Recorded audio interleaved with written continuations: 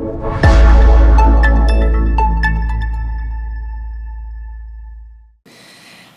you ready to talk about feelings? Yeah, okay, you think you are. You say that now. Welcome to Superpowers Aren't Free, the origins of empathy. It was the price of empathy, and then Alec made me change it, and I liked it. I'm Deirdre. I'm the head of research at Toast. We do hardware and software for restaurants. I am a huge comic book nerd. I'm like equal parts Wolverine and Batman expert, and sometimes when I say that, someone takes it upon themselves to test me in the Q&A. Don't try it. Don't try it. You're not gonna like how it turns out in front of all these nice people here and listening at home. But if you wanna talk about comic books, come find me at the break. We talk about it endlessly. Here's what I'm really here to talk about today: empathy. Empathy is a superpower. And just like any other heroes, we have to learn how to use it. So here's what we're gonna talk about. We're gonna talk about the origins of empathy as a superpower common in the UX research community. We are gonna talk about that awkward stage when a hero has newly discovered their powers and is doing stuff like burning holes in their bedroom wall with their laser eyes. For researchers, sometimes that means experiencing the side effects of empathy in the way that it impacts our mental health and our professional development. We're gonna talk about the training montage, the point where a hero dons their stretchy pants and their balaclava and they draw their logo on the front of a sweatshirt with a Sharpie. And they learn how to focus their powers so that they can come into their full power. And this is the part where they get to wear the vibranium suit with kinetic energy storage and fight alongside gods and sorcerers. So based on my experience in the field as a researcher, managing a team of researchers, and mentoring researchers outside of my workplace, I hypothesize that a lot of us are stuck in this awkward stage. It's painful. So my intention today is for everyone that resonates with to give you some tools that will get you into the training montage so that you can come into your full power. Let's get started. Every superhero has an origin story. Orphaned at a young age, lab explosion, traumatic re-entry from space. Superpowers are forged in trauma, and this is the part where I tell you that we are going to address themes of childhood trauma in today's talk. If that discussion isn't for you, mute me, go outside, take a break, no hard feelings. That's totally fine. You have about a minute until we get fully into it. Empathy is a superpower. Researchers with a high degree of empathy can do things like read body language, facial expressions, micro-expressions, tone of voice, to the point where sometimes we know stuff about our participants that they don't know about themselves. We are drawn to the field of UX research because we've figured out a way to make money off of that superpower. We like to get paid. And also because we want to use it to build experiences that improve human beings' quality of life. What a calling. But just like any other superpower, empathy is forged in trauma. And this is it, folks. We're here. For people with a high degree of empathy, common in the field of UX research, often they developed that empathy by having to take on an outsized responsibility for the happiness and emotional stability of an adult in their lives. And they took on that responsibility to keep themselves safe. Physically safe, emotionally safe, and safe in terms of basic access to resources. Let's take a beat to sit with that, because that was really heavy.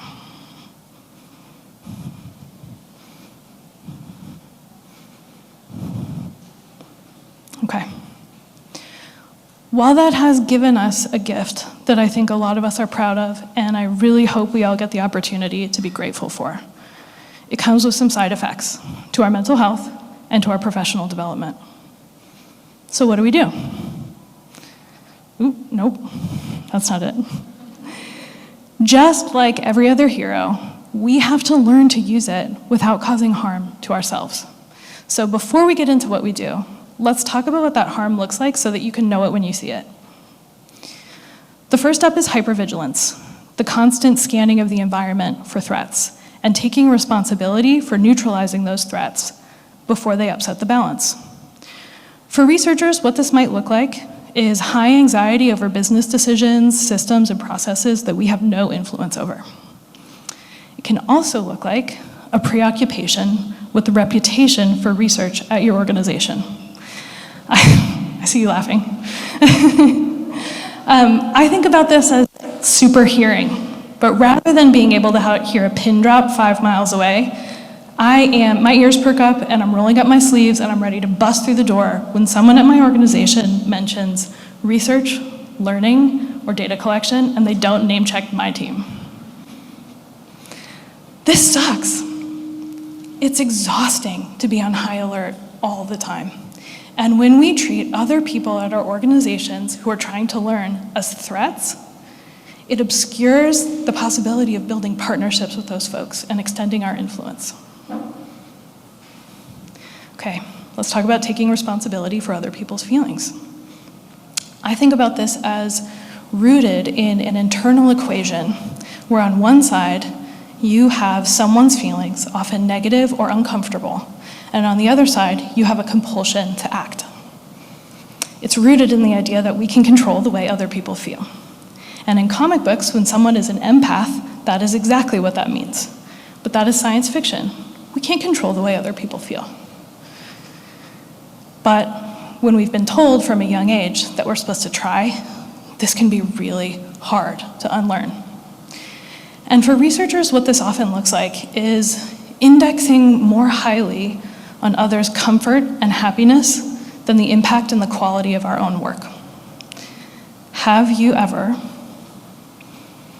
glossed over controversial findings, pulled your punches a little bit, or even had a strong perspective on what the team should do based on your insights and not said it to the team? Have you ever moved forward with a methodology that you kind of knew wasn't going to do the job because your stakeholders were asking for it? Have you ever delayed a project waiting for stakeholders' approval or permission to do what you knew was the right thing? Yeah, so have I. It sucks. And it is exhausting to feel this level of responsibility for other people's happiness and comfort all the time. And when we make compromises like that to the quality of our own work, often it's because this equation is running in the background. Okay, I want to talk about sublimation, which is the practice, the tendency to put other people's needs, sometimes our colleagues and sometimes our organizations, ahead of our own. At its most harmful, this looks like a core belief that putting our own needs first is wrong, a painful echo of something that we may have internalized in childhood. Not for nothing, but this is also what a good worker looks like under capitalism. And it's often reinforced, thank you. It's often reinforced when we hear people being praised for doing things like working during their vacation, or being promoted, citing the fact that they're always available. This is the organization reinforcing that it values when people sublimate their own needs to put the organizations first. That makes it extra hard to unlearn. But when we do that, when we sublimate our own needs in order to say yes, when we overcommit, when we peanut butter ourselves across too many projects or too many teams, we teach the organization the wrong thing about research. And we are all teaching our organizations and our stakeholders how to work with us. We don't have the bandwidth to get into strategic conversations early enough to have the impact that we could. And we are doing 45, 50, 60 hours of research work a week, and we are getting paid for 40, and teaching the organization that that is what 40 hours looks like. No. We compromise our own opportunity to grow ourselves, to get paid for our work, and to grow our teams. I knew that was going to happen.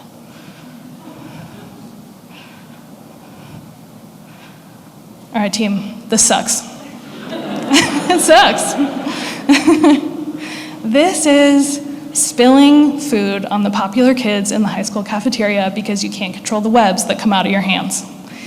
This is being so telepathically overwhelmed by others' thoughts that you don't want to leave the house. This is having adamantium surgically grafted onto your bones. This is painful. So what do?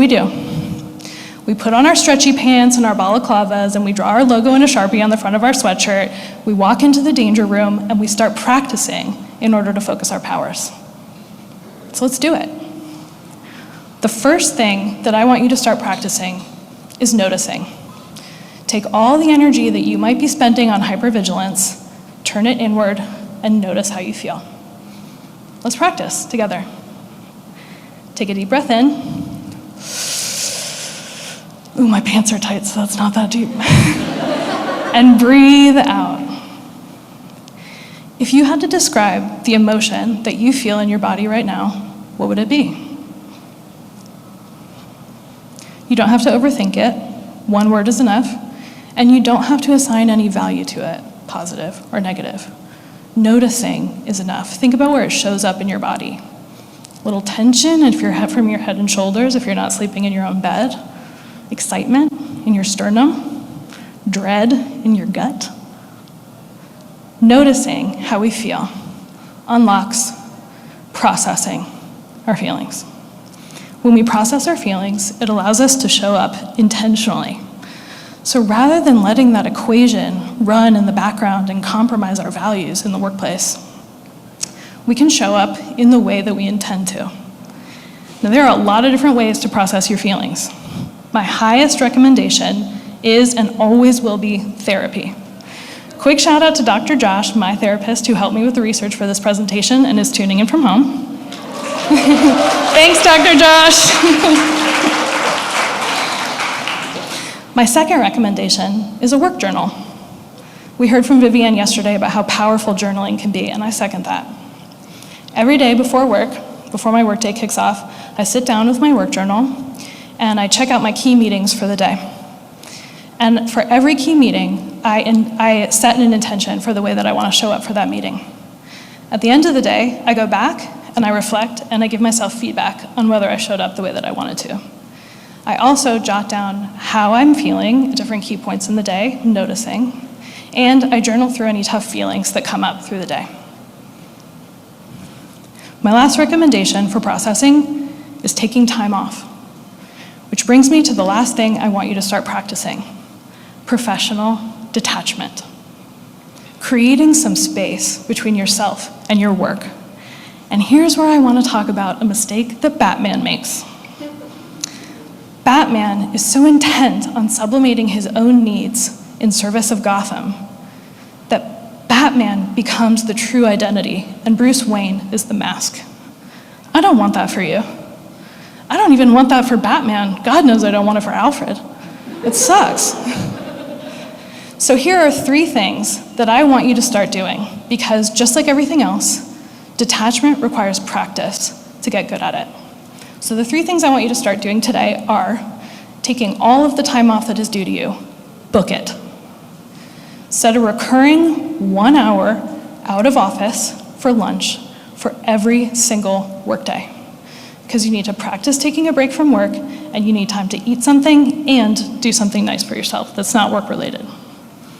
Lastly, I'm looking at my entire team when I say this, delete Slack and your work email from your phone. Do it right now. I want to see you with your phones out doing this.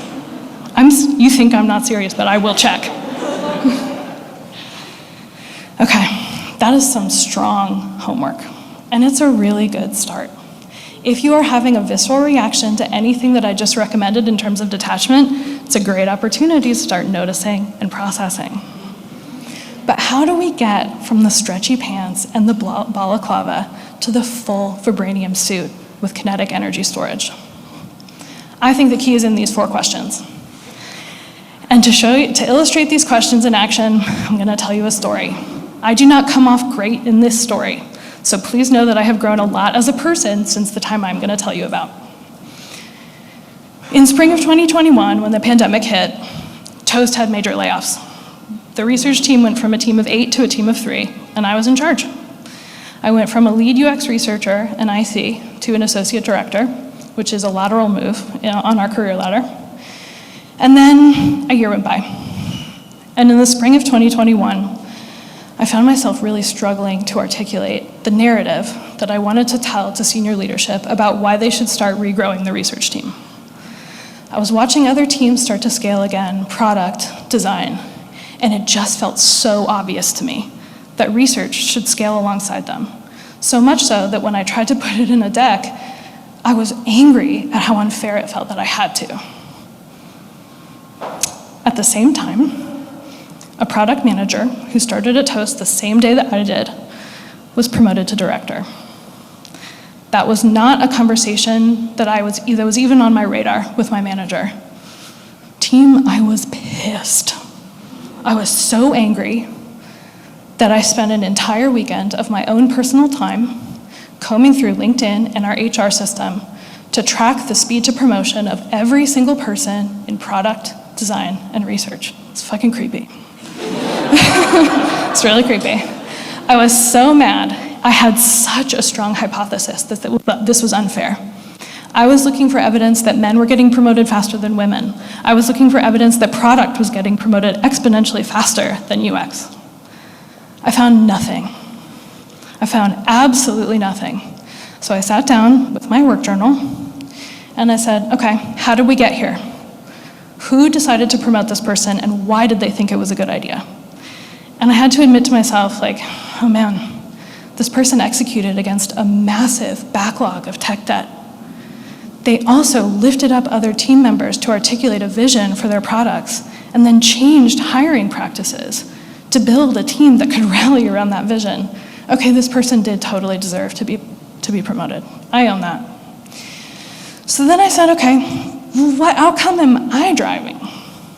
Do I want this person to get unpromoted because I don't think it was fair that they got promoted before I did? Well, no, I just acknowledged that they deserved it. So what outcome am I driving? Well, I want to be promoted.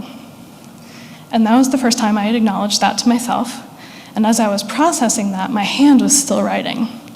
And when I looked down, what I had written was, I'm not asking for what I need because I'm afraid of what will happen when I get it. I wasn't asking for what I needed to grow myself or the team because I thought I would fuck it up if I got it. Team, that changed everything. At that point, I stopped trying to articulate a narrative to senior leadership about why they needed to invest in the research team. Because the truth was, I didn't have permission to change their hearts and minds about the value of research. What I did was I focused on where I already had permission, where I built that leadership equity much closer to the Scrum teams on our lines of business, on our business verticals, in product and design. And I started having conversations about why those people should care about bringing research onto their teams. Before you knew it, we had hired Kate. Kate, can you wave? Thank you. Then came Lindsay, who's tuning in from home. Then Bjorn joined us from PM over the summer. Then came Courtney. You got to wave, that's the deal. Yeah, thank you. Then we hired our second research ops person, Ashley, in October. And then in December came Freya. You got to wave, thank you. And Sabina. Then came Judd, Chloe, Emily, Will, Eric, and someone who I can't name yet because they just accepted their offer and their current employer doesn't know. We're now a team of 16. We went from 3 to 16 in just over a year. And I got promoted. Yeah. I gotta say, I feel like I'm wearing the full vibranium suit these days. Feels pretty good. So to recap, these 4 questions. How did we get here? Often when we find ourselves in a tough or frustrating situation, we can extend a little empathy to the people who made the decisions that got us here because they thought they were the right ones at the time, and they may have been. What outcome am I driving? Being really transparent with ourselves about what we want to see on the other side of our own behavior can help us call out those moments when those equations are running in the background and compromising our values in the workplace. Why should others care? This is another way of refocusing on outcomes and not focusing on how we want other people to feel happy and comfortable, which is important, but not always the most important. And then lastly, do I have permission?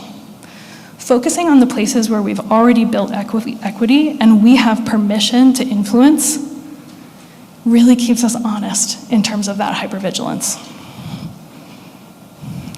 So let's talk for a second about what it looks like for a researcher to be in their full power. We extend the kind of empathy that we show to our participants, to our stakeholders, our colleagues, and ourselves. And it allows us to build the kind of relationships that give us more permission and influence and allow us to grow ourselves and our team and build a culture of learning at our organizations.